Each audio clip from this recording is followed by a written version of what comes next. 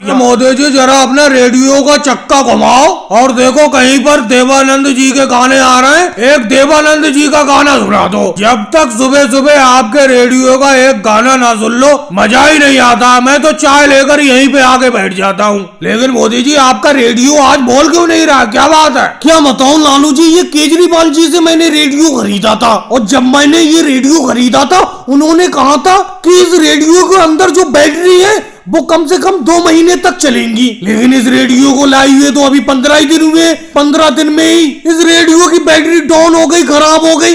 अब दूसरी बैटरी डालना पड़ेगी। लेकिन मोदी जी एक बात बताऊं, आप दिन रात रेडियो बजाते रहते हो तो जल्दी डाउन खराब होंगी नहीं इसके अंदर की बैटरी। जब से आप इस गांव में इस रेडियो को लेकर आए हो 1 मिनट के भी लिए आपका रेडियो बंद नहीं होता है। पूरा पूरा दिन आप बजाते रहते हो तो बैटरी तो जल्दी खराब हो ही जाएगी, डाउन हो ही जाएगी। वैसे मोदी जी इसके अंदर कितने रुपए की बैटरी पड़ जाती है? राहुल, इसके अंदर 30 रुपए की 3 बैटरी पड़ती है। अब पैसे तो जेब में है ही नहीं, क्योंकि इस बार खेती में जितनी भी पैदावार हुई उस अनाज को बेचकर मैं ये रेडियो खरीद लाया। मुझे क्या पता था बैटरी का इतना ज्यादा खर्चा होगा, नहीं तो मैं इस रेडियो को नहीं खरीदता। योगी जी 30 रुपए उधार दे दो, इस बार की फसल आएगी तो मैं 30 रुपए लौटा दूंगा। इस रेडियो के लिए 3 बैटरी खरीद लूं। देखो भाई मोदी जी, मेरे पास तो पैसे उसे है नहीं, तुम्हें तो मालूम ही है इस बार की मेरी भी फसल पूरी की पूरी बाढ़ में बह गई थी और उल्टा तुम मुझसे पैसे मांग रहे हो। मोदी जी एक बात बताऊं, अखिलेश से पैसे मांगो, अखिलेश से। अखिलेश के पास पैसे होंगे। अखिलेश तुम सुन रहे हो? अरे मेरे इस रेडियो की बैटरी खराब हो गई। इस रेडियो के लिए 3 बैटरी खरीदना है जिसके लिए मुझे 30 रुपए की जरूरत है। 30 रुपए उधार दे दो, फसल आएगी लौटा दूंगा। कहाँ पर पैसे रखे मोदी जी? पैसे होते तो आपके पास हम फालतू बैठे होते यहाँ पर, कोई काम काज करते। चलो आज मैंने देख लिया तुम सब लोगों को। अरे जब मेरा रेडियो बजता था तो सब लोग तो बड़ा मस्ती में गाने सुनते थे और तुम्हारे फरमाइश के गाने में सुनाता भी था।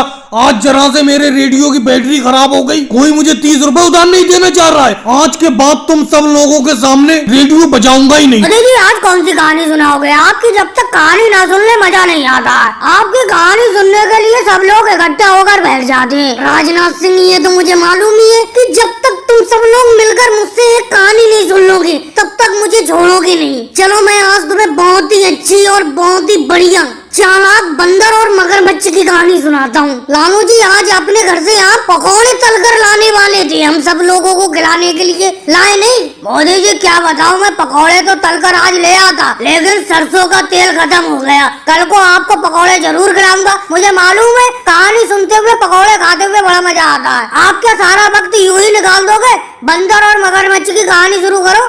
मामू जी तुम तो यूं ही बहाने बनाते रहते हो। चलो मैं कहानी सुनाना शुरू करता हूँ। एक जंगल था और उस जंगल में सारे पक्षी और जानवर मिलजुल कर रहते थे।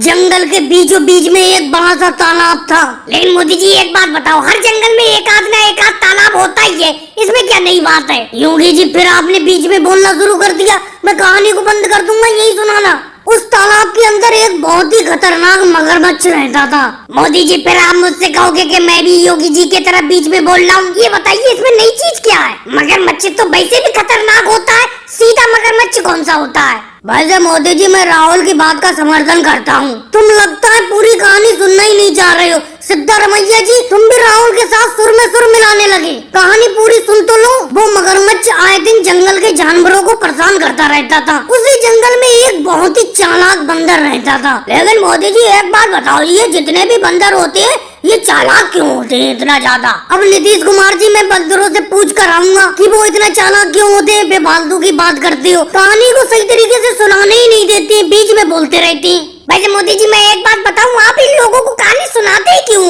क्योंकि ये आपकी कहानी सुनते ही नहीं है, हमेशा बीच में बोलते रहते हैं, आपको कहानी बीच में छोड़ना पड़ती है। हाँ अगले तुम बिल्कुल सही कह रहे हो मोदी जी की, ये सब लोग कहानी सुनना ही नहीं चाहते। अब देखो मोदी जी इतनी अच्छी चालाक बंदर और मगरमच्छ की कहानी सुना रहे थे, सब लोगों ने बीच में बोल बोल कर कहानी को सुनाना ही बंद कर